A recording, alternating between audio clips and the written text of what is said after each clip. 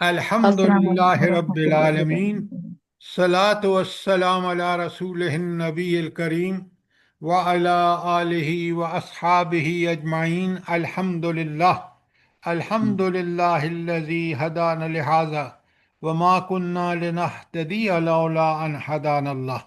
رب اشرح لی صدری ویسر لی امری واحلل عقدۃ من لسانی یفقہوا قولی، آمین یا رب العالمین۔ کل ہم نے غزوہ فتح مکہ 2 دن لگا کے ختم کیے ہیں، تو ذرا مجھے آپ یہ بتائیں کہ فتح مکہ کے بعد کیا خاص بات تھی جو اس وقت نبی کریم صلی اللہ علیہ وآلہ وسلم اور صحابہ اور صحابیات نے حاصل کی؟ فتح مکہ سے کیا فوائد حاصل ہوئے؟ جلدی بتائیں۔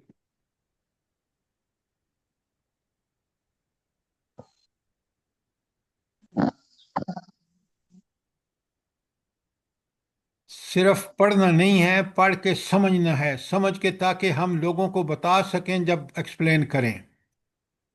سنیں بڑے غور سے، سب سے بڑا جو اس کا فائدہ ہوا فتح مکہ کا، آپ دیکھیں 8 سال پہلے جو 13 نبوی کے بعد آپ صلی اللہ علیہ وسلم مدینہ سے اس حال میں نکلے کہ آپ کے قتل کا منصوبہ نافذ ہونے جا رہا تھا، اور آپ اس حالت میں نکلے کہ کھانے پینے کا سامان بھی پورا آپ کے پاس نہیں تھا، اور ٹھیک 8 سال بعد آپ دیکھ لیں کہ آپ مکہ فتح ہوا ہے، اللہ آپ کا بھلا کرے، رمضان 8 ہجری میں، تو آپ فاتح کے حال، یہ تاریخ کا ایک انوکھا واقعہ ہے کہ ٹھیک 8 سال بعد وہاں آپ فاتح کی حیثیت سے داخل ہوں، جہاں سے 8 سال پہلے آپ کو بھگا دیا گیا تھا بے بس کر کے۔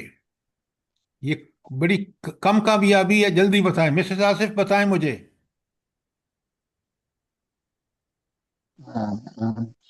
جی، جی سر، بہت بڑی کامیابی ہے اللہ تعالیٰ کی بہت فضل بڑی تاریخی کامیابی ہے۔ اچھا، اب مجھے یہ بتائیں کہ مکہ پر حملہ کرنے کا رسول اللہ صلی اللہ علیہ وسلم کا سبب کیا تھا؟ سر، سب سے پہلی اگر چیز تو یہ تھی کہ کوئی اور بتا رہا ہے تو بتا دے، میں چپ ہو جاتی ہوں۔ سر، صلح حدیبیہ کی خلاف ورزی جو تھی وہ فتح مکہ پہ۔ کون سی خلاف ورزی؟ جی جی سر، میں بتا رہی ہوں۔ بنو خزاع اور بنو بکر جو کہ ایک قبیلہ بنو بکر قریش کا حلیف تھا، اور جو بنو خزاع تھا وہ مسلمانوں کا حلیف تھا، تو بنو بکر والوں نے ان پہ حملہ کیا اور ان کو حرم میں لے گئے، اور وہاں بھی حرم کی حدود حرم کی بھی خلاف ورزی کی، تو جس کی وجہ سے ان کا ایک بندہ جو تھا وہ نبی پاک صلی اللہ علیہ وسلم کے پاس فریاد لے کے گیا کہ داد رسی کی جائے۔ تو پھر مکہ والوں نے ابو سفیان کو بھیجا کہ جب ان کو احساس ہو گیا یہ تو ہم نے بہت غلط کر دیا، تو انہوں نے ابو سفیان کو بھیجا تجدید کرنے کے لیے صلح حدیبیہ کی، تو وہ پھر نبی پاک صلی اللہ علیہ وسلم نے نہیں مانی، اور یہ وہ وجہ تھی جس کی وجہ سے جزاک اللہ، بہت حملہ عمدہ، کیا۔ بہت عمدہ، بہت عمدہ، جزاک اللہ۔ اچھا، آپ چپ رہیں، مجھے یہ بتائیں کہ نبی کریم صلی اللہ علیہ وآلہ وسلم فتح مکہ کے وقت کتنا لشکر کے لے کے گئے تھے ساتھ؟ 10,000 10,000 کے تھے۔ 10,000 کا سر۔ اچھا، تو آپ نے دیکھا کہ 8 سال بعد آپ نے کس قدر فتوحات حاصل کیں، کس قدر آپ نے محنتیں کی کہ آپ اس مکہ پر 8-10 ہزار کا لشکر لے کے حملہ آور ہوئے۔ اور اچھا، نبی کریم صلی اللہ علیہ وسلم کے 3 دشمن تھے، ایک مکے والے، دوسرے یہود، وہ تینوں قبیلے جو نکل کے وہاں سے جلا وطن ہو کے، 2 جلا وطن ہوئے تھے، تیسرا کا تو خاتمہ کر دیا گیا، بنو قریظہ کا۔ تو 3 قبیلے جو تھے یہ بھی وہاں بڑے مدینہ میں جمائے تھے، میں نے تفصیلات بتائیں آپ کو، لیکن یہ پھر سارے یہود اکٹھے ہو گئے کہاں پر؟ خیبر میں خیبر میں گئے، اور آئے دن سازشیں۔ آپ دیکھیں کہ وہ جو غزوہ احزاب ہوا ہے 5 ہجری میں، اس میں بہت بڑا حصہ ان کا تھا۔ قبائل کو، ان کو، قریش کو انہوں نے خوب ابھارا، اور 4,000 کا لشکر قریش کا، اور 6,000 کا لشکر ان کا، قبائلیوں کا۔ تو اب آپ دیکھیں کہ انہوں نے، تو نبی کریم صلی اللہ علیہ وسلم نے سب سے پہلے، قرآن نے اس کو فتح مبین کیوں کہا ہے صلح حدیبیہ کو؟ جلدی بتائیں، دیکھیں نا۔ سر یہ فتح مکہ کا پیش خیمہ تھا۔ نہیں، یہ اس طرح کی باتیں نہ کریں، آپ مجھے سر تفصیل اس کی سے جو بتائیں۔ شرائط تھی نا، وہ حضور پاک صلی اللہ علیہ وسلم کے فیور میں جا رہی تھی، لیکن بظاہر ایسے لگ رہا تھا کہ یہ فیور میں نہیں ہے۔ نہیں، یہ باتیں آپ کی ساری ٹھیک ہیں، لیکن اصل بات یہ ہے کہ نبی کریم صلی اللہ علیہ وسلم کو جو موقع ملا غزوہ، صلح حدیبیہ کا، وہ سب سے بڑا موقع یہ تھا کہ آپ بالکل ٹھیک کہہ رہے ہیں کہ ان ساری جو روح تھی نا شرائط کی، وہ نبی کریم صلی اللہ علیہ وسلم کی فیور میں تھی، اور سراسر ان کے خلاف تھی۔ عصبیت کی وجہ سے تو انہوں نے چیزیں ڈلوائیں، تو لیکن نبی کریم صلی اللہ علیہ وسلم، قرآن اس لیے اس کو فتح مبین کہہ رہا ہے کہ اس کے بعد آپ دیکھیں، وہ تو بند ہو گئے نا ان کے منہ قریش کے۔ سب سے پہلے آپ نے جا کے حملہ کیا 7 ہجری میں، اس پر، خیبر پر۔ خیبر کو جب فتح کر لیا، یہودی ختم ہو گئے۔ اس کے بعد پھر آپ نے قبائل کی طرف توجہ دی، وہ ساری چیزیں آگے آ رہی ہیں کہ حنین کی جنگ بھی ہوئی، اس سے پہلے مکہ فتح ہوا۔ تو فتح مکہ کے بارے میں آپ یہ دیکھیں کہ فتح مکہ کی اصل میں بنیاد جو ہے وہ صلح حدیبیہ تھی۔ کیوں؟ کہ کافروں نے اچھی طرح سمجھ لیا، ان کے بڑوں نے، کہ اب اس نبی سے کوئی، ہم 3 جنگیں بڑی لڑ کے ہم نے دیکھ لیا، کوئی فائدہ نہیں ہوا، الٹے نبی کریم صلی اللہ علیہ وسلم بڑے طاقتور ہو گئے۔ آپ میری بات سمجھ رہے ہیں نہیں سمجھ رہے؟ جی جی سر، اچھا، الحمدللہ۔ تو آپ دیکھیں، جس مشن پر اللہ تعالیٰ نے آپ کو مبعوث فرمایا تھا کہ آپ اس دین کو غالب کر دیں گے، لِيُظْهِرَهُ عَلَى الدِّينِ كُلِّهِ، تمام جو باطل ادیان ہیں ان پر اللہ کا دین اسلام غالب ہوگا۔ تو آپ دیکھیں کہ کس تیزی سے آپ نے، اچھا ایک بات بتائیں آپ مجھے، مکے کا 13 سال کی مکی زندگی کا حاصل حصول کیا تھا؟ جلدی بتائیں۔ سر آپ، بہترین ٹیم تیار کی تھی آپ نے سیرت۔ بہت عمدہ، بہت عمدہ، بہترین ٹیم۔ اب دیکھیں، آج آپ کے ملک میں مسئلہ ہے کہ کون اس ملک کو چلائے گا، کس میں کوئی ایسی پارٹی نظر نہیں آتی جس کے پاس سارے لوگ بھی ہوں، پروگرام بھی ہو، دین نافذ نبی کریم صلی اللہ علیہ وسلم نے کر کے دکھایا، اس دین کو نافذ کرنے کے ان کے کیا، کوئی کہیں پروگرام نہیں ہے۔ آپ ہے تو مجھے بتائیں۔ کسی کے پاس نہیں ہے سر۔ تو یہی ہماری ناکامی ہے، کیوں قرآن و سنت کو چھوڑا ہے؟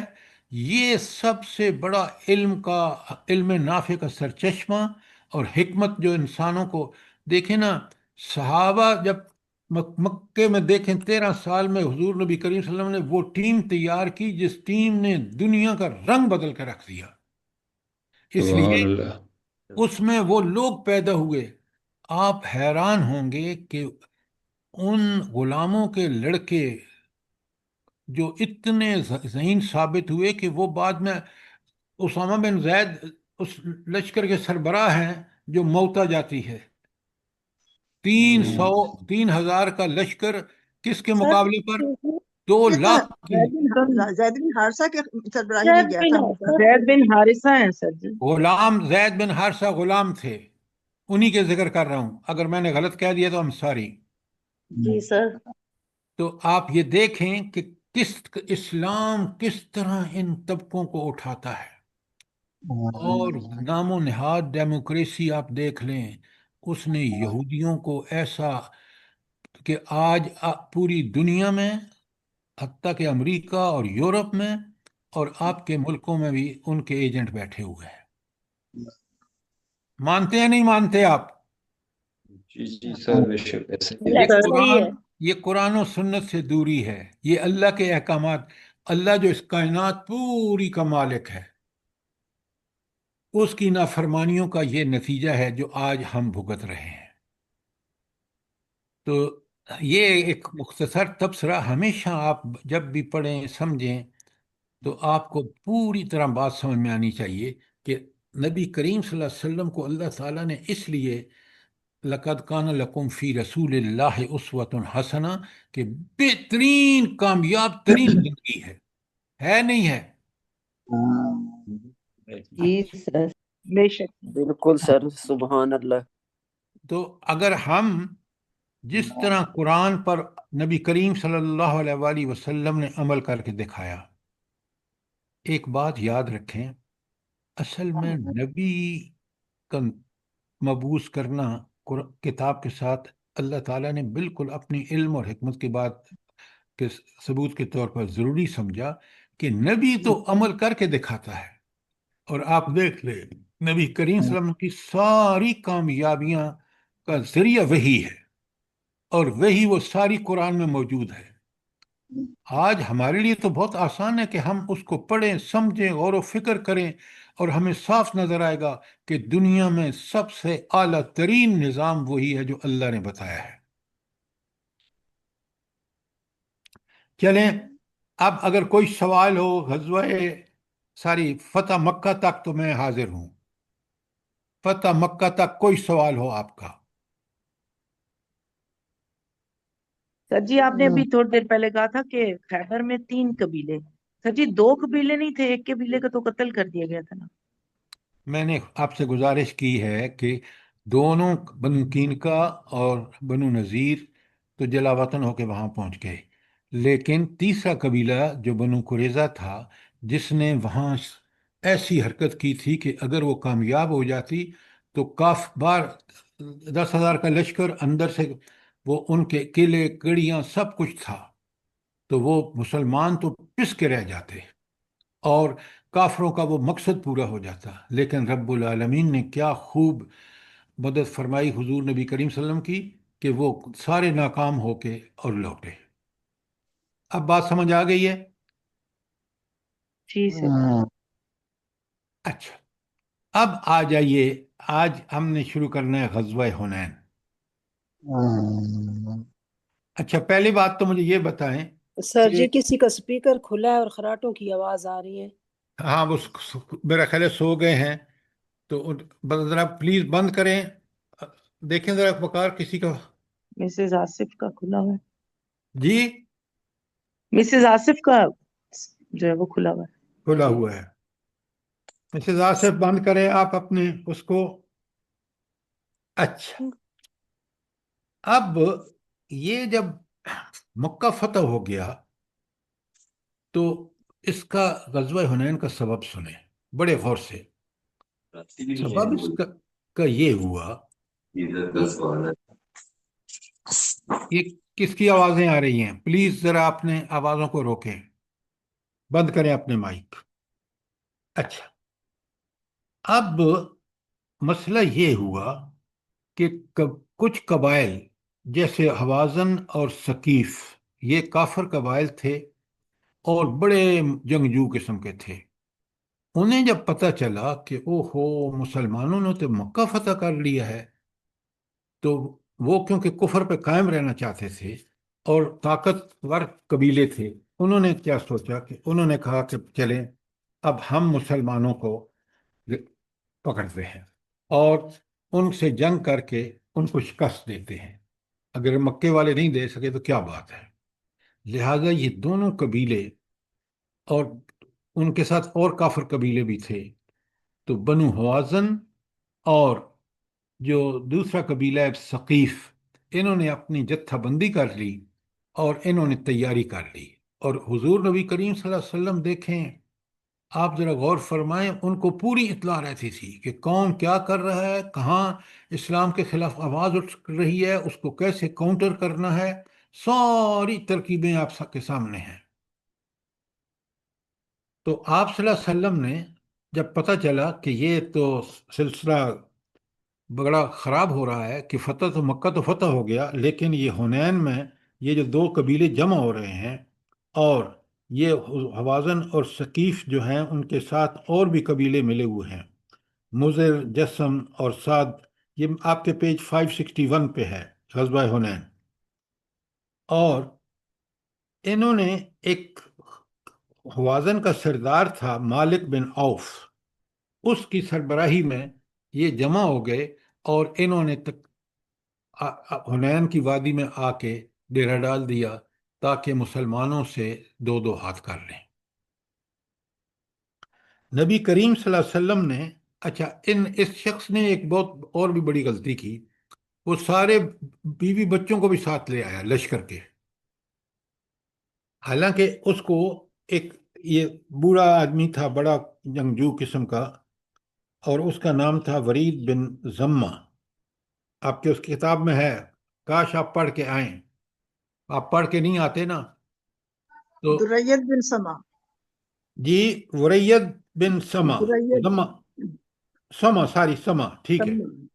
اچھا، اس نے ان سے کہا کہ تم پاگل ہو، درید یہ بڑا تجربہ کار اور بوڑھا آدمی تھا، تو اس نے کہا تم پاگل ہو کہ یہ بچے بھائی شکست ہو گئی تو یہ تو تمہارے ہاتھ سے نکل جائیں گے۔ وہ بڑا مغرور تھا، اس کو طاقت پر بھی غرور تھا، اس نے کہا نہیں، بچے رہیں ہی رہیں گے۔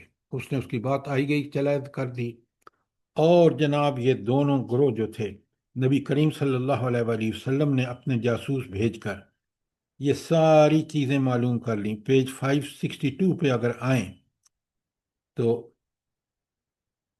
پہلے ہے دشمن کے جاسوس، اس کے بعد پیج 562 پہ میں نیچے پڑھ رہا ہوں، اس کے بعد مالک کے وہ جاسوس آئے جو مسلمانوں کے حالات کا پتہ لگانے پر معمور سر کیے۔ یہ I'm جی sorry سر، ایک سوال رہ گیا فتح مکہ کے اندر ہی تھا، اور جنگ حنین تو ہم چلتے ہیں۔ یہ جب بت توڑے گئے اور اس میں سے عزا اور اس طرح جو دو بت تھے، لات منات اور اس طرح، تو خواتین کہہ رہے ہیں کہ گندی کوئی ننگی پراگندہ سر عورت نکلی، سینہ بیٹھ بیٹھ کے آیا کر رہی تھی، تو حضرت سعد نے پھر تلوار مار کر اس کا کام تمام کر دیا۔ تو سوال میرا یہ ہے سر کہ یہ جو دونوں جگہوں پہ عورتیں نکلی تھیں بتوں میں سے، وہ جن تھیں یا کیا اللہ تعالیٰ کا کوئی اور شکل دی ہوئی تھی ان بتوں کو؟ اچھا ہوا آپ نے پڑھا، باقی لوگ بھی پڑھیں۔ دیکھیں، میرے لیے ممکن نہیں ہے کہ میں ایک ایک لفظ آپ کو پڑھ کے سناؤں۔ اب ان بتوں کو جب توڑا گیا تو جیسے آپ نے فرمایا کہ وہاں سے عورتیں دو برآمد ہوئی، ہر بت سے ایک، اور ان کو پھر صحابہ نے جب ان کو قتل کر دیا، دیکھیے یہ بتوں کی پوجا کر کر کے شیاطین ان کے اندر موجود تھے۔ اچھا، وہی شیطان، ٹھیک ہے۔ اچھا، تو ان شیاطین کو جب قتل کر دیا گیا تو آپ دیکھتے ہیں کہ پوری طرح امن ہو گیا، لہذا بت پرستی میں شیاطین شامل ہو جاتے ہیں، ہوں، اور وہ جو اس بت سے خواتین برآمد ہوئی تھیں وہ اصل میں شیاطین تھے جو ان بت پرستوں کو گمراہ بھی کرتے تھے۔ اب بات جی سمجھ آ گئی ہے؟ جی جی، تو شکریہ برائے اچھا ہوا آپ نے پڑھا اور آپ نے سوال کیا۔ سر، میں پڑھتا ہوں جی۔ یہ میں نے آپ کو بتایا ہوا ہے کہ یہ کتاب آپ ہی کی اللہ تبارک و تعالیٰ نے منظوری کر دی، ورنہ یہ تو میرے پاس 6 سال پہلے سے تھی، تو اب میں اس کے تقریباً 600 پیج پڑھ چکا ہوں، جزاک اللہ۔ الحمدللہ۔ باقی سب لوگ بھی پڑھیں، کتابوں کو رکھنے سے نہیں، کتابوں سر کو پڑھنے سر سمجھنے۔ جی سر جی چھوٹی سی ایک بات شیئر کر سکتی ہوں؟ ضرور کریں۔ سر جی یوٹیوب پہ نا فرقان قریشی ہیں، وہ ان کے لیکچر، مطلب وہ لیکچرز ان کے ہوتے ہیں، اس میں وہ بتا رہے ہوتے ہیں ڈیٹیل سے نا، ویڈیوز بنی ہوئی ہیں۔ تو کل ہی میں نے بھی یہ مطلب بائی چانس یہ دیکھی ہے کہ یہ جو فتنے کے بارے میں آ رہا تھا نا کہ دوبارہ سے لات کی پوجا شروع ہو جائے گی، یہ ہوگا، تو ان کے بڑے اچھے طریقے سے انہوں نے بھی ماشاء اللہ اس میں بتایا ہوا ہے، اور کل ہی میں نے بھی پڑھا اور مجھے پتا چلا کہ یہ خواتین تھیں، مجھے بھی کل ہی پتا چلا، نہیں تھا پتا اس سے پہلے نا لات روزہ کے بارے میں۔ تو آپ نے اپنی کتاب کیوں نہیں پڑھی افشاں صاحبہ؟ سر جی کتاب میرے پاس نہیں ہے، لیکن بائی چانس یہ ہے کہ یہ نہیں، میرے ضرور یہ دماغ آپ میں بھی۔ سوشل میڈیا پہ ضرور جائیں، جی سوشل سر، میڈیا میں آپ نے جن کا ذکر کیا ہے میں نے نہیں دیکھا، لیکن جی سر، اکثر وہاں چیزیں گندی ہوتی ہیں۔ سب جی سے سر، لیکن مجھے اور آپ کو قرآن، سنت اور ایسی کتابیں جو جیسے یہ الرحیق المختوم ہے، یا سیرت کی بہت ساری کتابیں میرے پاس ڈھیروں ڈھار کتابیں ہیں، میں جی ان سر، سب کو پڑھتا ہوں، سمجھتا ہوں، واقعات کو پوری طرح اس کا تجزیہ کرتا ہوں، تاکہ مجھے سمجھ آئے کہ حضور نبی کریم صلی اللہ علیہ وسلم کی عظمتیں، شان اور مرتبہ کتنا بلند ہے۔ جی سر، جی اچھا، اب آپ حنین کی میں بات کر رہا تھا کہ یہ قبیلے جو کافر قبیلے تھے نا، ان کو تو اپنی موت نظر آئی، اور یہ بڑے اچھی طرح سمجھ چکے تھے کہ حضور نبی کریم صلی اللہ علیہ وسلم ضرور رخ کریں گے کفر کو ختم کرنے کے لیے، لہذا انہوں نے پہلے سے تیاری کر لی، اور یہ سارے قبیلے جمع ہو کے اور انہوں نے آ کے ہوازن میں، ساری حنین میں انہوں نے ڈیرا ڈال دیا۔ اب ان کے جو جاسوس تھے، آپ دیکھیں پیج 562 پہ نیچے، دشمن کے جاسوس، اس کے بعد مالک کے وہ جاسوس آئے جو مسلمانوں کے حالات کا پتہ لگانے پر مامور کیے گئے تھے۔ ان کی حالت یہ تھی کہ ان کا جوڑ جوڑ ٹوٹ پھوٹ گیا تھا۔ مالک نے کہا تمہاری تباہی ہو، تمہیں یہ کیا ہو گیا ہے؟ انہوں نے کہا ہم نے کچھ چتکبرے گھوڑوں پر سفید انسان دیکھے ہیں، اور اتنے میں واللہ ہماری وہ حالت ہوگی جسے تم دیکھ رہے ہو۔ اچھا، آپ کو پتہ ہے، مجھے یہ بتائیں کہ جنگ حنین اور جنگ فتح مکہ پر تبصرہ، جنگ حنین پر تبصرہ کس صورت میں ہے؟ جلدی بتائیں، آپ سب قرآن کے طالب علم توبہ ہیں۔ میں، جی، سورہ توبہ، سورہ سورہ توبہ میں۔ توبہ میں، ڈاکٹر صاحبہ بالکل ٹھیک کہا آپ نے۔ سورہ توبہ میں اللہ نے بتایا کہ میں نے فرشتوں سے مدد کی، اور فرشتوں سے مدد کب ہوئی؟ جب نبی کریم صلی اللہ علیہ وسلم حنین پہنچے نا، وہ آگے پوزیشن لیے بیٹھے، تیار بیٹھے تھے، انہوں نے جب حملہ آل آف اے سڈن اچانک حملہ کر دیا، تو مسلمان تو بالکل سکتے میں آ گئے۔ حالانکہ آپ کو پتہ ہے کتنا لشکر تھا حنین میں؟ 10,000 تو نبی کریم صلی اللہ علیہ وسلم کے ساتھ 12,000 موجود۔ سر، 13,000 تھے، 13,000 12,000، اب ذرا چپ 12,000۔ رہنا، جب میں بول رہا ہوں تو جب سوال کرتا ہوں تو بولتے نہیں ہیں آپ۔ 12,000 کا لشکر تھا، 10,000 مدینے والے تھے، اور 2,000 یہ نو مسلم شامل ہو گئے تھے۔ تو اب ان کی تعداد بھی زیادہ تھی، اور اس تعداد پر کچھ لوگوں نے جو نو مسلم تھے یا کمزور مسلمان تھے، انہوں نے کہا اب تو ہم فتح ہی فتح ہے، کیوں؟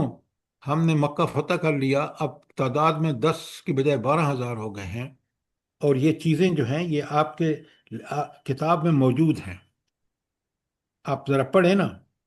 اچھا، جی، یہ تو 563۔ سورہ توبہ میں بھی مفہوم یہی ہے کہ تمہیں اپنی تعداد پہ فخر تھا۔ جی وہاں بالکل بڑا کلیئر ہے۔ اب دیکھیں نا ڈاکٹر صاحبہ، آپ مجھے یہ بتائیں، اگر میں یہ واقعہ حنین کا مجھے پوری طرح پتہ نہ ہو، میں سمجھ سکتا ہوں وہ آیات جو وہاں سورہ توبہ میں ہے؟ نہیں سمجھ سکتے سر۔ تو اس لیے آپ ان کو بڑے غور سے پڑھیں، سمجھیں، خدا کے لیے۔ قرآن اللہ کی وہ کتاب ہے جس کو پڑھ کے انسان کو سمجھ کے وہ بصیرت ملتی ہے جو دنیا کی کسی کتاب میں نہیں ہے۔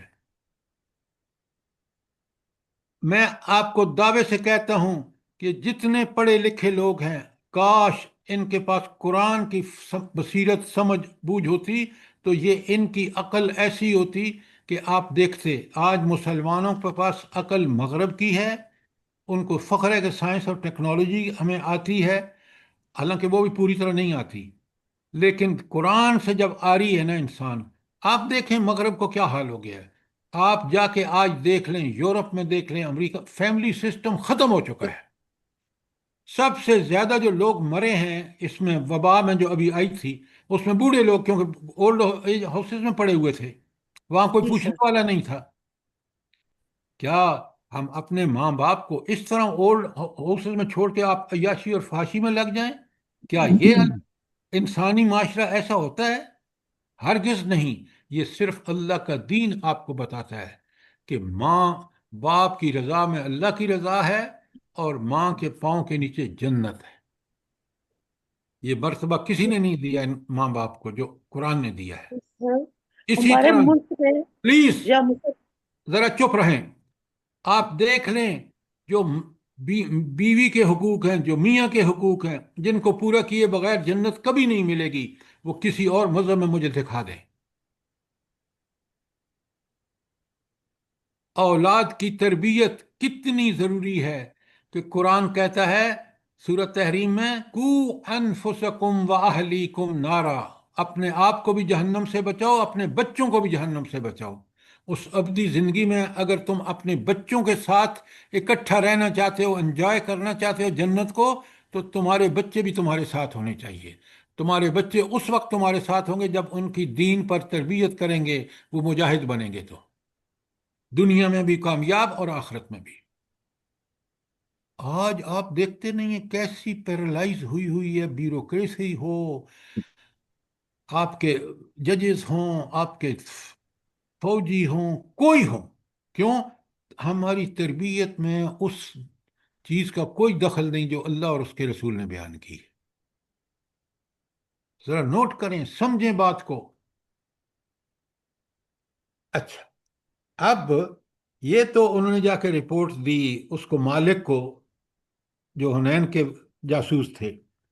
अब नबी करीम सल्लल्लाहु अलैहि वसल्लम ने, इधर रसूल सल्लल्लाहु अलैहि वसल्लम को भी दुश्मन की रवानगी की खबरें मिल चुकी थी, चुनाचे आपने ये हमारे साफी वो हैं जी, अबू हद रो असलमी, इनको आपने भेजा कि आप उनके दरमियान जाएं, वहां रहें और मतलब ठीक ठीक खबरें लेके आएं। तो उन्होंने ऐसा ही किया और उन्होंने आके आपको इत्तला दी। अब 6 शवाल 8 हिजरी को ये मक्का फतह हो चुका था, मक्का से ही ये गए हैं हुनैन, याद रखें। और आपने मक्का से कूच फरमाया और आपको मक्का में आए हुए 19वां दिन था। 12,000 की फौज आपके हम रकाब थी, 10,000 वो जो फतह मक्का के लिए आपके हमरा तशरीफ लाए थे, और 2,000 बाशिंदगान मक्का जिनमें अक्सरियत नौ मुस्लिमों की थी। नबी सल्लम ने सफ़वान बिन उमैया से 100 ज़र मा आलात व औजार ली। अब यहाँ आप क्यों क्यों ये आपने ली? तादाद में आपके पास उनसे कहीं ज्यादा लोग थे, याद रखें। मसला ये था कि क्योंकि इस ऐसे कबीलों से लड़ाई का मुकाबला था जिसमें आपके पास अफराद के साथ साथ सामान जंग भी होना चाहिए, तो आपने इस बंदे सफवान से 100 ज़र मा आलात और औजार उधार ली। इसके बाद आप देखें कि नीचे, अगर आप नीचे जाएं तो आपको पता चलता है कि हुनैन में काफरों का मंजर दिखाने के लिए अल्लाह ये इस तीसरे पैरे में कहते हैं, दोपहर बाद एक सवार ने आकर बताया कि मैं फलां फलां पहाड़ पर चढ़कर देखा तो क्या देखता हूँ कि बनु हवैज़न सब के सब ही आ गए हैं और इनकी औरतें चौपाए और बकरियां सब साथ हैं। रसूलुल्लाह ने तबस्सुम फरमाते हुए फरमाया, ये सब इंशाअल्लाह कल मुसलमानों का माले गनीमत होगा। और आपको पता है बड़ा माल गनीमत इनके हाथ लगा, क्योंकि ये बंदबख्त जो था इनका सरदार, उसने बकरियां, माल, औलादें, बच्चे सब घर वाले लेके आ गया। रात आई तो हजरत अनस ने जो है वो उसके संतरी के अंजाम दिए। हुनैन जाते हुए लोगों ने बैर का एक, अब देखें जरा नोट फरमाएं, बड़ी अहम बात है यहाँ ये, और आज हमारे माशरे में ये सब कुछ हो रहा है। हुनैन जाते हुए लोग बैर का एक बड़ा सा दरख्त देखा जिसको ज़ात अनवात कहा जाता था। मुशरिकीन अरब इस पर अपने हथियार लटकाते थे, इसके पास जानवर ज़िबा करते थे और वहाँ दरगाह मेला लगाते थे। बाज़ फौजियों ने रसूलुल्लाह सल्लल्लाहु अलैहि वसल्लम से कहा, आप हमारे लिए भी ज़ात अनवात बना दीजिए जैसे इनके लिए ज़ात अनवात है। आपने फरमाया, अल्लाह अकबर, उस ज़ात की कसम जिसके हाथ में मोहम्मद सल्लल्लाहु अलैहि वसल्लम की जान है, तुमने वैसी बात कही जैसे मूसा अलैहिस्सलाम को कौम ने कही थी, अजअल, हाँ, इजअल लना आलिहा लहुम, हाँ, इलाह। मा कमा लहुम आलिहा। ہمارے لیے بھی ایسا الہ بنا دیجئے جیسا ان کے لیے الہ ہے۔ اب سنیں یہاں مسئلہ کیا تھا۔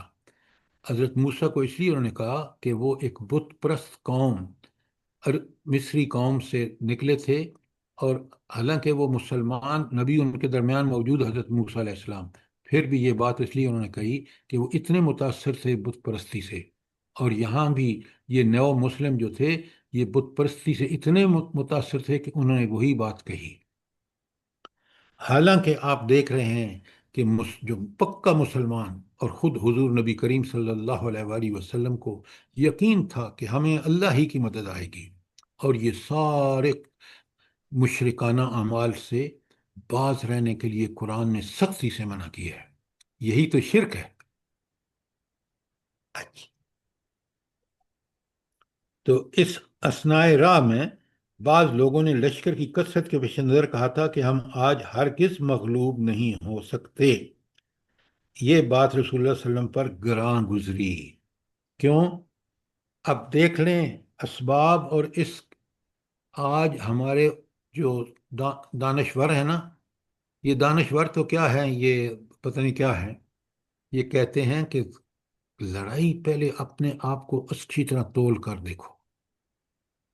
بھائی آپ ایک چیز بڑی اچھی طرح نوٹ کر لیں، جب آپ دین پر قائم اور دائم ہوتے ہیں نا، اللہ تعالیٰ آپ کی صلاحیتوں کو، جتنی صلاحیتیں اس نے کافروں کو دی ہمیں بھی دی ہیں، ہم انہی صلاحیتوں سے کام لیتے ہوئے، آپ دیکھ لیں صحابہ اور صحابیات نے کس طرح انہی صلاحیتوں سے کام لیتے ہوئے، اور انہوں نے جو بھی ذرائع اور وسائل مہیا کر سکتے انہوں نے کیے، اللہ تعالیٰ نے کیسی مدد کی۔ آج بھی یہ بالکل برحق ہے یہی بات کہ مومن پوری کوشش کرے، اپنے لیے تیاریوں کرے، جیسے قرآن نے کہا ہے کہ تیاری، ہر قسم کی تیاری کرو۔ اس کے بعد ایمان سب سے بڑا ذریعہ ہے جس کے ذریعے آپ دیکھ لیں، آپ اپنے قریب والے ملک میں دیکھ لیں، افغانستان میں دیکھ لیں کہ امریکہ، نیٹو کس ٹیکنالوجی کے ساتھ آئے، لیکن 13-14 سال میں کس طرح انہوں نے ڈٹ کے اپنے ایمان سے اللہ کے لیے جہاد فی سبیل اللہ کیا، اور پھر کس طرح وہ سب کچھ چھوڑ کے بھاگے۔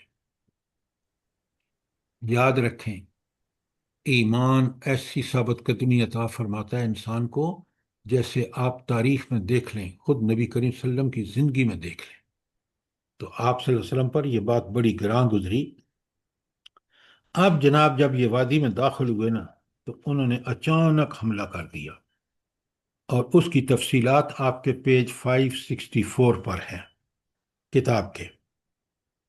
تو پہنچ کر اپنے لشکر رات کی تاریکی میں اس وادی کے اندر اتار کر اسے راستوں، گزرگاہوں، گھاٹیوں، پوشیدہ جگہوں اور دروں میں پھیلا اور چپکا دیا، اور اسے یہ حکم دیا کہ مسلمان جو ہی نمودار ہوں انہیں تیروں سے چھلنی کر دینا، یہ ان پر یکدم اکٹھے ٹوٹ پڑنا۔ یا تو یہ اس کام کیا، اور جب انہوں نے تیروں کی بارش ہوئی اچانک تو مسلمانوں کے پاؤں اکھڑ گئے۔ ادھر سحر کے وقت رسول اللہ صلی اللہ علیہ وسلم نے لشکر کی ترتیب و تنظیم فرمائی اور پرچم باندھ کر لوگوں میں تقسیم کیے۔ پھر صبح کے جھپٹتے میں مسلمانوں نے آگے بڑھ کر وادی حنین میں قدم رکھا، اور وہ دشمن کے وجود سے قطعی بے خبر تھے۔ انہیں مطلق علم نہ تھا کہ وادی کے تنگ دروں کے اندر ثقیف و حوازن کے جالے اس کی گھات میں بیٹھے ہیں، اس لیے وہ بے خبری کے عالم میں پورے اطمینان کے ساتھ اتر رہے تھے کہ اچانک ان پر تیروں کی بارش شروع ہو گئی۔ پھر فوراً ہی دشمن کے پرے یکدم اکٹھے ٹوٹ پڑے۔ اس اچانک حملے سے مسلمان نہ سنبھل سکے، اور ایسی بھگدڑ مچی کہ کوئی کسی کی طرف دیکھ نہ رہا تھا، بالکل شکست فاش تھی، یہاں تک کہ ابو سفیان بن حرب، وہ جو ابھی مسلمان ہوا تھا فتح مکہ کے وقت، ابو سفیان بن حرب نے جو ابھی نیا مسلمان تھا، کہا اب ان کی بھگدڑ سمندر سے پہلے نہ رکے گی۔ یعنی یہ اس کا اندازہ تھا جو جنگ احد میں اور جنگ احزاب میں کافروں کا سربراہ تھا۔ اب دیکھیں اللہ کیسی مدد کرتا ہے، اور حضور نبی کریم صلی اللہ علیہ وآلہ وسلم کیسی ثابت قدمی کا ثبوت دیتے ہیں۔ نوٹ کریں ذرا، 12,000 لشکر بھاگنا شروع ہو گیا۔ حضرت انس کا بیان ہے، میں اوپر والا پیرا پڑھ رہا ہوں۔ حضرت انس کا نہیں بیان، نہیں نہیں، اس سے تھوڑا پہلے وہ بھی پڑھیں کہ ان کی بغداد سمندر سے پہلے نہ رکے گی، اور جبلہ یا کلدہ بن جنید نے کہا، چیخ کے کہا کہ دیکھو آگ جادو باطل ہو گیا۔ اس کا کیا مطلب ہے سر؟ دیکھیے طرح طرح کی باتیں کافر اپنے اپنے نقطہ نظر سے بیان کر رہے تھے۔ ابو سفیان جیسا آدمی جب یہ کہہ رہا ہے کہ اب یہ رکیں گے تو کہیں سمندر پر ہی جا کے رکیں گے، سوال ہی نہیں ہاں جی، بتا۔ ہاں یہ تو منافقانہ بیان ہے۔ سر ہاں حالانکہ اسلام قبول کر لیا ہوا تھا ہاں اسلام قبول کر لیا تھا، وہی نا، منافقانہ بیان ہے۔ لیکن ابھی دلوں میں راسخ نہیں ہوا تھا۔ ہاں صحیح کہہ رہے اسلام ہیں۔ دلوں میں راسخ نہیں ہوا تھا۔ جب اسلام دلوں میں راسخ ہو گیا تو اسی ابو سفیان نے بڑے بڑے کارہائے نمایاں کی ہیں۔ تو اصل بات یہ ہے، آج کا مسلمان بھی اسی طرح کا مسلمان ہے جس طرح کا مسلمان اس وقت یہ ابو سفیان اور دیگر لوگ ہوئے تھے، اور جنہوں نے یہ رائے دی تھی۔ آج جی کے سر۔ مسلمانوں سے بھی آپ یہی رائے سنیں گے، آپ کو حیرت نہیں ہونی چاہیے۔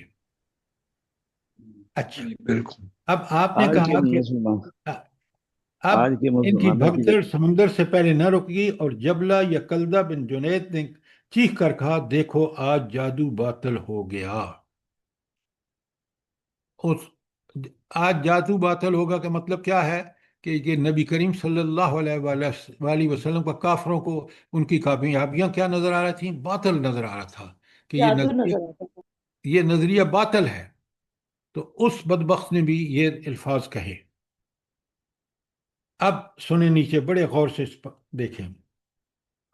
حضرت انس کا بیان جو صحیح مسلم میں مروی ہے وہ بظاہر اس سے بھی قدر مختلف ہے، مگر بڑی حد تک اس کا معید ہے، یعنی اس کی تائید کرتا ہے۔ حضرت انس کا ارشاد ہے کہ ہم نے مکہ فتح کیا، پھر حنین پر چڑھائی کی، مشرکین اتنی عمدہ صفیں بنا کر آئے جو میں نے کبھی نہیں دیکھی، سواروں کی صف، پھر پیادوں کی صف، پھر اس کے پیچھے عورتیں، بھیڑ، بکریاں، پھر دوسرے چوپائے۔ ہم لوگ بڑی تعداد میں تھے، ہمارے سواروں کے میمنہ پر جو دائیں ہاتھ میں خالد بن ولید تھے، مگر ہمارے سوار دشمن کی تیر اندازی کی وجہ سے ہماری پیٹھ کے پیچھے پناہ گیر ہونے لگے، اور ذرا سی دیر میں ہمارے سوار بھاگ کھڑے ہوئے۔ اعراب بھی بھاگے، اعراب سے مطلب ہے بدو، اور وہ لوگ بھی جنہیں تم جانتے ہو۔ تم جانتے ہو کون؟ نئے مسلم۔ آپ ذرا بڑے غور سے نیچے والا پیرا پڑھیں تاکہ آپ کو پتہ چلے کہ حضور نبی کریم صلی اللہ علیہ وآلہ وسلم کو اللہ تعالیٰ نے بہترین نمونہ کیوں کہا ہے۔ ایسی بھگدڑ جب آپ دیکھ رہے ہیں، ابو سفیان کی بھی رائے سن لی آپ نے، کافروں کی آراء بھی سن لی، اب بہرحال جب بھگدڑ مچی تو رسول اللہ صلی اللہ علیہ وسلم نے دائیں طرف ہو کر پکارا، لوگو میری طرف آؤ، عبداللہ کا بیٹا محمد ہوں۔ اس وقت اس جگہ آپ کے ساتھ چند مہاجرین اور اہل خاندان کے سوا کوئی نہیں تھا۔ اس نازک ترین لمحات میں رسول اللہ صلی اللہ علیہ وسلم کی بے نظیر شجاعت کا ظہور ہوا، یعنی اس شدید بھگدڑ کے باوجود آپ کا رخ کفار کی طرف تھا، اور آپ پیش قدمی کے لیے اپنے خچر کو ایڑی لگا رہے تھے، اور وہ یہ فرما رہے تھے، میں نبی ہوں، یہ جھوٹ نہیں، میں عبد المطلب کا بیٹا ہوں۔ لیکن اس وقت ابو سفیان بن حارث، وہ دوسرے جو آپ کے کزن تھے، ابو سفیان وہ دوسرا نہیں، وہ لیڈر نہیں، یہ آپ کے کزن تھے جو بچپن میں بہت پیار کرتے تھے، لیکن جب دعوت کا دی تو خلاف ہو گئے، اور انہوں نے کوئی کسر نہیں چھوڑی۔ جی جی۔ لیکن ابو سفیان حارث نے آپ کی خچر کو لگام پکڑ رکھی تھی۔ اب وہ پورے اتار رہا تھا جو اس نے جہالت کے زمانے میں کیے تھے نا، نبی کریم صلی اللہ علیہ وسلم کو بالکل اپنی جان پر کھیل کر یہ ثابت کر رہا تھا کہ وہ جان نثار ہے۔ حضرت عباس نے رکاب تھام لی، دونوں خچر کو روک رہے تھے کہ کہیں تیزی سے آگے نہ بڑھ جائے۔ یہ کس کی خچر کا لگام کی بات ہو رہی ہے؟ حضور نبی کریم۔ حضور صلی اللہ علیہ وسلم کا ہوں۔ اللہ اکبر! دیکھیں بہادری کی انتہا، دیکھیں، یہ ہے وہ جرت جو کسی نبی یا رسول میں ہی ہو سکتی ہے۔ تو ہاں جی، جن کی آواز خاصی بلند تھی، کن کن کی؟ حضرت عباس کی۔ حکم دیا صحابہ کو کرام کو پکاریں۔ حضرت عباس کہتے ہیں میں نے نہایت بلند آواز سے پکارا درخت والوں۔ یہ درخت والوں سے کیا مراد ہے جلدی بتائیں؟ بیت صلح رضوان۔ حدیبیہ میں بیت رضوان رضوان والے جنہوں نے بیعت کی تھی اس درخت کے نیچے، بیت الرضوان والے۔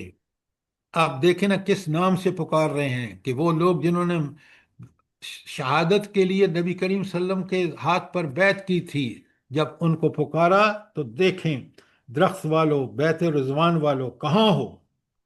واللہ وہ لوگ میری آواز سن کر اس طرح مرے جیسے گائے، مڑے مڑے ہاں اس طرح مڑے، ساری رے میں تویا غائب ہے، اس طرح مڑے جیسے گائے اپنے بچوں پر مڑتی ہے، اور جواباً کہا ہاں ہاں آئے آئے۔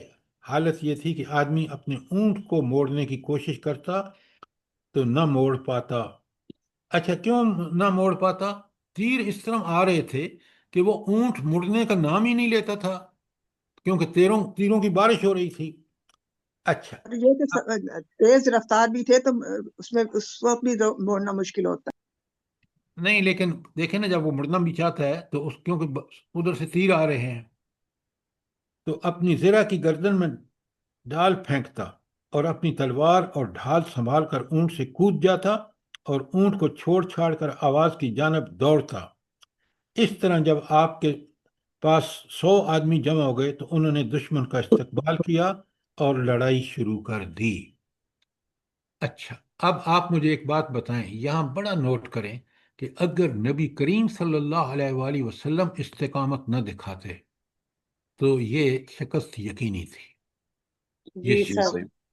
سنیں غور سے، شکست فتح میں اس لیے بدلی کہ حضور نبی کریم صلی اللہ علیہ وسلم نے استقامت دکھائی اور پکارا لوگوں کو حضرت صحیح۔ عباس کے ذریعے، اور لوگ آئے اور پھر آپ دیکھیں نقشہ بدل گیا۔ کوئی سوال یہاں تک؟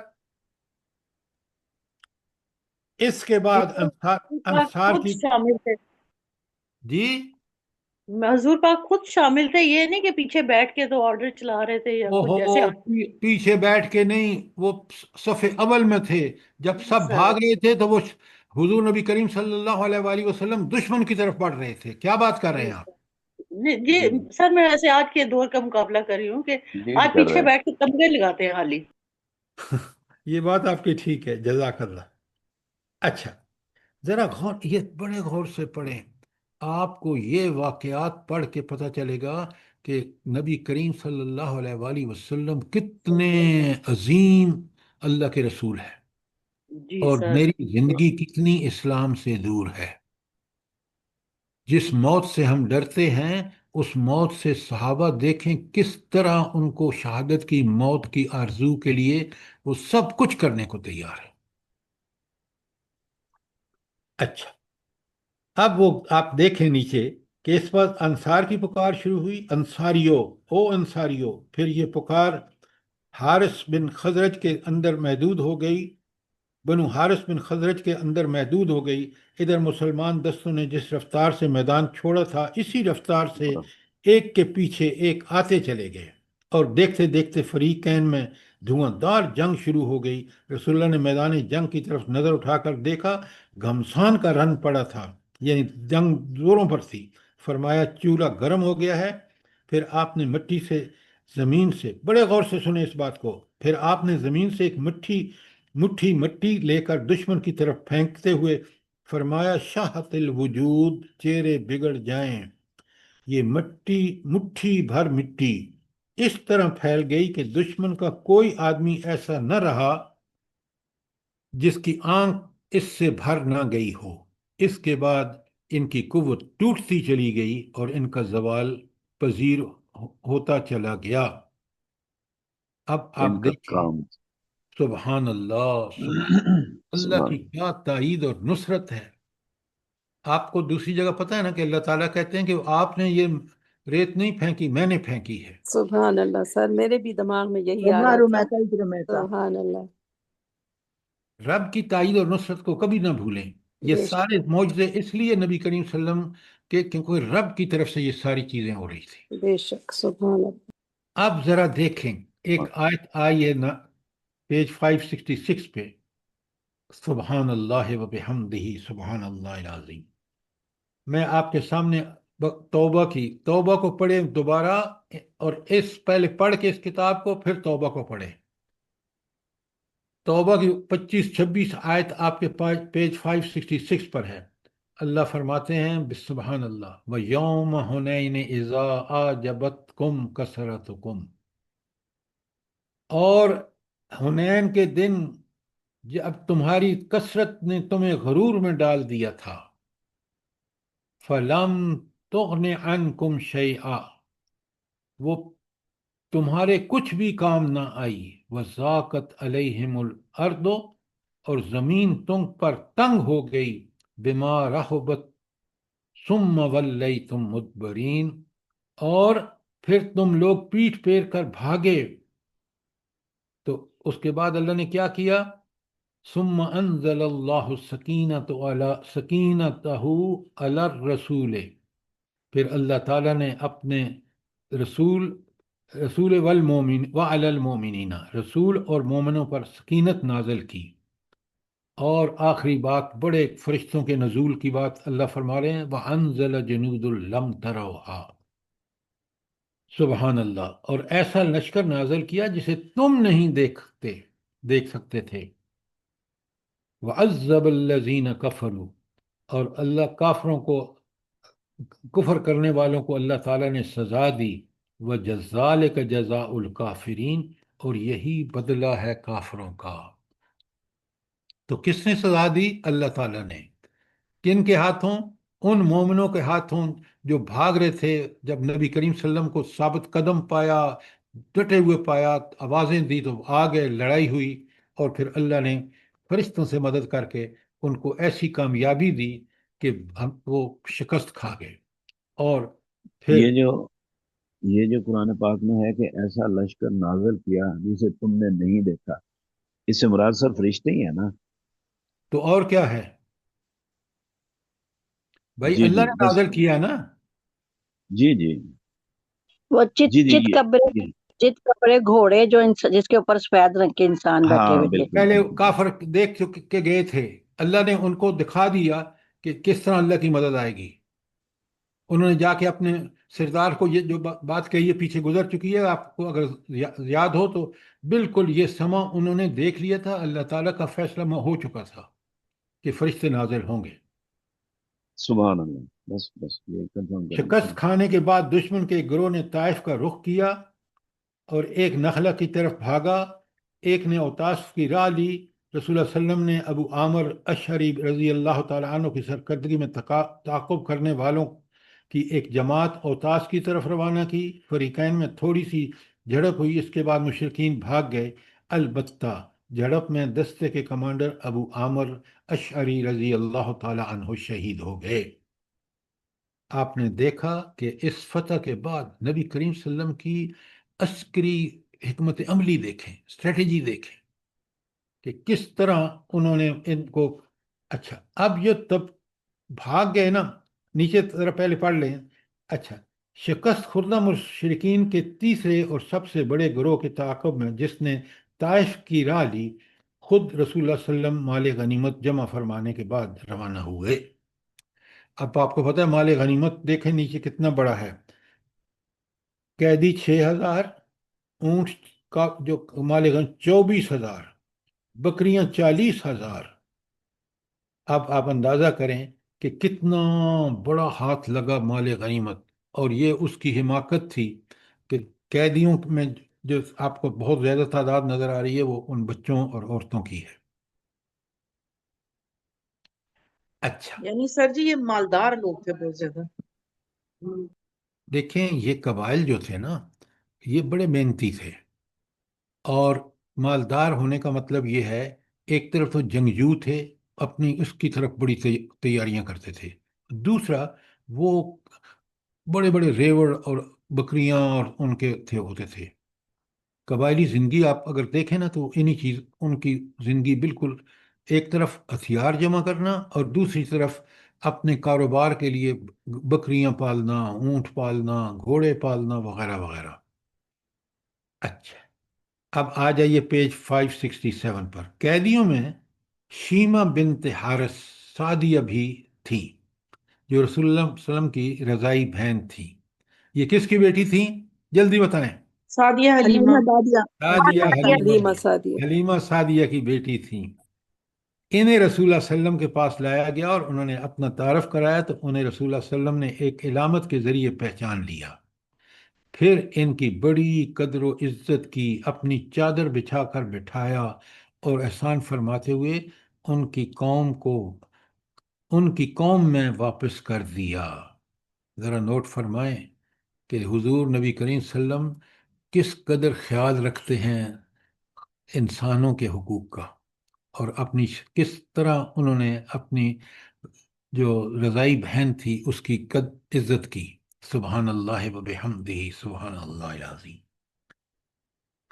اچھا، اب آپ کو پتہ ہے کہ ایک بہت بڑا گروہ اور اس کے جو قائد بھی تھے وہ ان کے وہ جو تھے کمانڈر مالک بن عوف، وہ بھاگے اور بھاگ کے انہوں نے حنین قریب تھا، وہاں کے قلعے میں جا کے داخل ہو گئے، اور وہ قلعہ بہت بڑا تھا۔ تو یہ غزوہ در حقیقت غزوہ حنین کا پھیلاؤ ہے۔ غزوہ طائف جو ہے نا، وہ کوئی الگ غزوہ نہیں ہے، بلکہ جب یہی مالک بن عوف لے کے بھاگا شکست کے بعد اور طائف میں جا کے، تو طائف کا جب گھیراؤ کیا گیا تو یہ اسی جنگ کی ایکسٹینشن ہے حنین کی۔ اسی لیے آپ دیکھیں گے کہ یہ چیپٹر میں دونوں اکٹھے ہیں، غزوہ حنین اور غزوہ طائف۔ اچھا، غزوہ در حقیقت غزوہ حنین کا پھیلاؤ ہے غزوہ طائف، کیونکہ حوازن ثقیف کے بیشتر شکست خوردہ افراد نے اپنے جنرل کمانڈر مالک بن عوف کے ساتھ بھاگ کر طائف ہی میں آئے تھے اور یہیں قلعہ بند ہو گئے، لہذا رسول اللہ علیہ وسلم نے حنین سے فارغ ہو کر اور جارانہ میں مال غنیمت جمع فرما کر اس ماہ شوال 8 ہجری میں طائف کا قصد کیا۔ ابھی بانٹا نہیں ہے، وہ اس کو اکٹھا کر دیا مال غنیمت کو۔ کیوں؟ کہ دشمن ابھی وہاں سے نکل کے حنین سے طائف کے قلعے میں چلا گیا۔ اس مقصد کے لیے خالد بن ولید رضی اللہ تعالیٰ عنہ کی سرکردگی میں 1000 فوج کا ہراول دستہ روانہ کیا، پھر آپ خود طائف کا رخ کیا۔ راستے میں نخلہ، یمانہ، پھر کرن، منازل، پھر لیا سے گزر ہوا۔ لیا میں مالک بن عوف کا ایک قلعہ تھا، آپ نے اسے منہدم گرا دیا، پھر سفر جاری رکھتے ہوئے طائف پہنچے اور قلعہ طائف کے خیمہ زن ہو کر اس کا محاصرہ کر لیا۔ اب یہاں آپ دیکھیں، یہ قلعہ بڑا مضبوط تھا، اور بڑے غور سے سنیں کیونکہ اس میں جو نبی کریم صلی اللہ علیہ وسلم نے بالآخر محاصرہ اٹھا لیا ایک حکمت عملی کے تحت۔ پہلے ہم پورا پڑھ لیں۔ محاصرہ نے قدر طول پکڑا، چنانچہ صحیح مسلم حضرت انس کی روایت ہے کہ 40 دن تک جاری رہا۔ بعض کے مدت 20 دن بتائی ہے، اور بعض نے 10 دن سے زیادہ، بعض نے 18 دن اور بعض نے 15 دن، لیکن صحیح مدت جو دوسری جگہ پر رپورٹ ہوئی ہے وہ 20 دن ہی ہے، کہ 20 دن تک محاصرہ کیا۔ دوران محاصرہ دونوں طرف سے تیر اندازی اور پتھر بازی کے واقعات بھی پیش آتے رہے، بلکہ پہلے جب مسلمانوں نے محاصرہ کیا تو قلعے کے اندر سے ان پر شدت سے تیر اندازی کی گئی۔ معلوم ہوتا تھا کہ ٹڈی دل چھایا ہوا ہے، یعنی وہ جو کافر اندر تھے نا، انہوں نے ایسے تیر پھینکے کہ متعدد مسلمان زخمی ہوئے، 12 شہید ہوئے، اور انہیں اپنا کیمپ اٹھا کر موجودہ طائف کے پاس لے جانا پڑا۔ کہ وہ کیمپ ایسی جگہ کیمپ ہو گیا تھا کہ جہاں ان کے تیر سے مسلمان شدید زخمی اور شہید ہو رہے تھے، تو آپ صلی اللہ علیہ وسلم نے اپنا کیمپ طائف شہر کے پاس لے گئے۔ رسول اللہ نے اس صورتحال سے نپٹنے کے لیے اہل طائف پر منجبیک نصب کی۔ منجیب وہ مشین ہوتی ہے جس سے آپ پتھر پھینکتے ہیں اس کے اندر، قلعے کے اندر۔ آج کل کے توپ طرح سے ہوتی ہے، توپ سے گولے پھینکے جاتے ہیں، اس سے پتھر پھینکے جاتے تھے۔ جی بالکل، کیونکہ اس وقت یہ ایجاد نہیں ہوئی تھی نا یہ گولے وغیرہ، اور متعدد گولے پھینکنے جس سے قلعہ کی دیوار میں شگاف پڑ گیا اور مسلمانوں کی ایک جماعت دبابہ کے اندر گھس کر آگ لگانے کے لیے دیوار تک پہنچ گئی، لیکن دشمن نے ان پر لوہے کے جلتے ٹکڑے پھینکے، جس سے مجبور ہو کر مسلمان دبابہ کے نیچے سے باہر نکل آئے، مگر باہر نکلے تو دشمن نے ان پر تیروں کی بارش کر دی، جس سے بعض مسلمان شہید ہو گئے۔ تو آپ نے دیکھا کہ وہاں طائف کے قلعے میں کافروں نے کافی حد تک اپنے آپ کو مضبوط کر لیا، اور رسول اللہ صلی اللہ علیہ وسلم نے دشمن کو زیر کرنے کے لیے ایک جنگی حکمت عملی کے طور پر حکم دیا کہ انگور کے درخت جلا دیے جائیں۔ وہ انگور کے بڑے درخت تھے طائف میں، مسلمانوں نے ذرا بڑھ چڑھ کر ہی کٹائی کر دی۔ اس پر ثقیف نے، یہ وہاں کے رہنے والا قبیلہ تھا، نے اللہ اور رسول اور قرابت کا واسطہ دے کر گزارش کی کہ درختوں کو کاٹنا بند کریں۔ آپ نے اللہ کے واسطے اور قرابت کے خاطر ہاتھ روک لیا۔ دیکھیں یہ رحمت اللہ عالمین کس قدر کہ دشمن کو نے جب اس بات کی کہ بھئی یہ ہمارے کھانے کا سلسلہ ہے، تو آپ نے اس کو روک دیا، کٹائی کو۔ دوران محاصرہ اللہ تعالیٰ کے رسول اللہ صلی اللہ علیہ وسلم کے منادی نے اعلان کیا کہ جو غلام قلعہ سے اتر کر ہمارے پاس آ جائے وہ آزاد ہے۔ اس پر 23 آدمی قلعے سے نکل کر مسلمانوں میں آج شامل ہوئے۔ انہی میں حضرت ابو بکر رضی اللہ تعالیٰ، وہ قلعہ کی دیوار پر چڑھ کر ایک چرخی یا گراری کی مدد سے، جس کے ذریعے اس کو بکرا کہتے ہیں، تو ان کا نبی کریم صلی اللہ علیہ وسلم نے پھر ان کی حضرت ابو بکرا، وہ جو چرخی تھی نا، اس کے نام پر رکھ دیا۔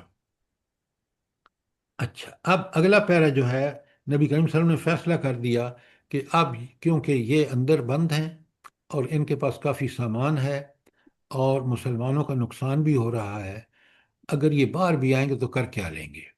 کیوں؟ ان کی طاقت تو وہاں حنین میں ختم ہو چکی ہے۔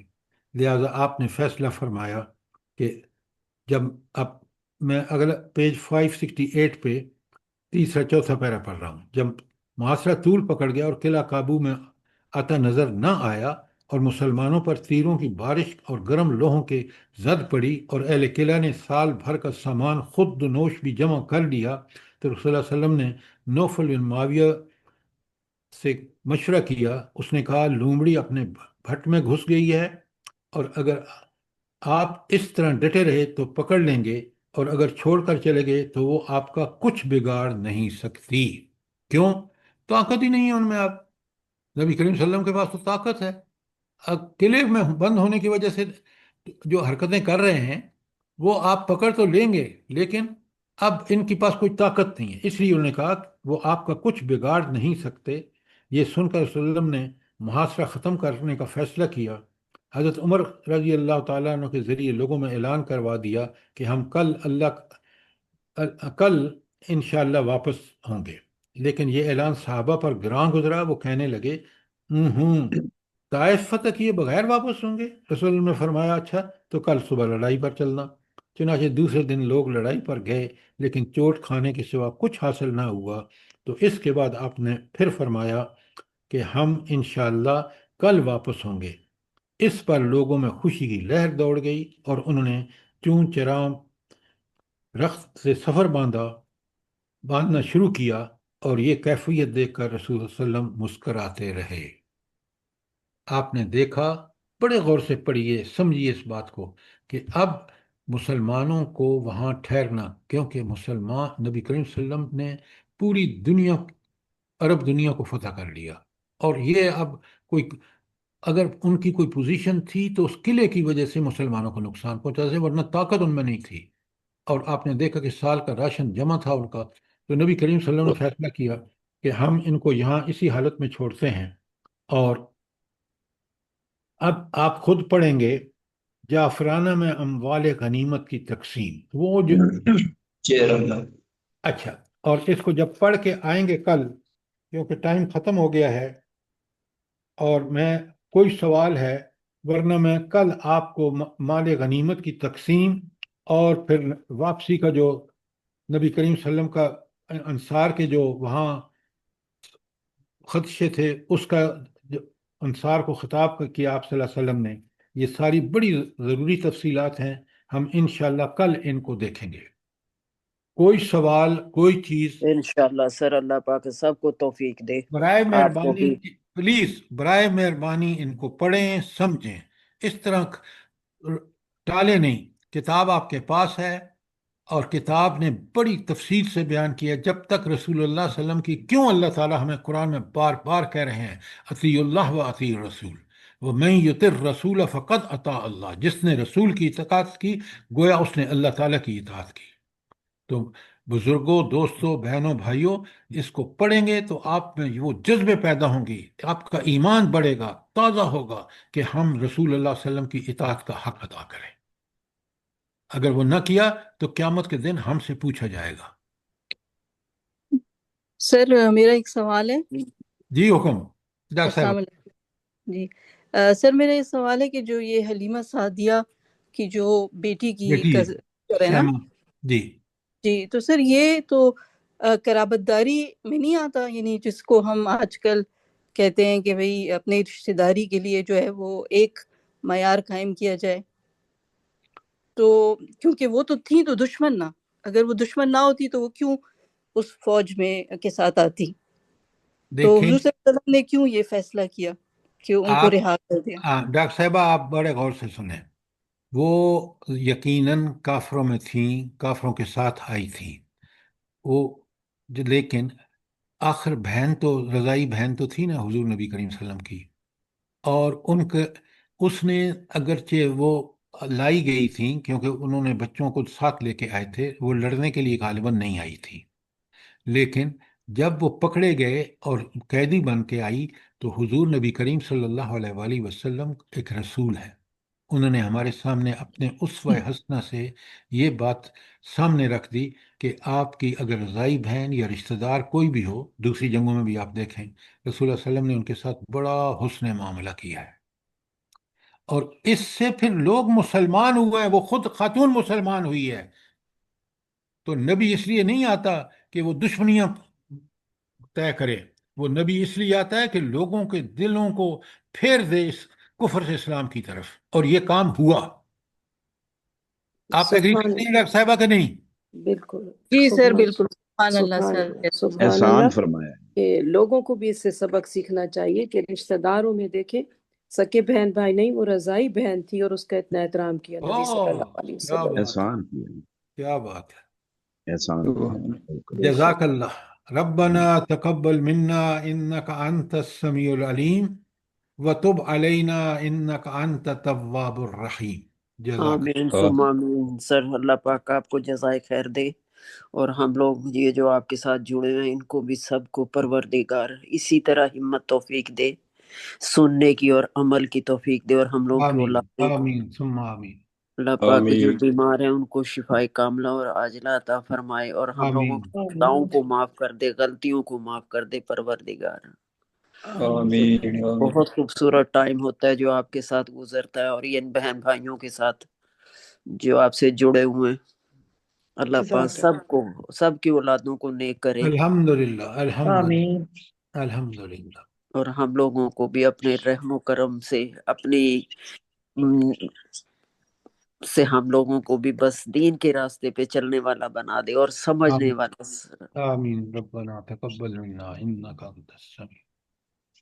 جزاک اللہ۔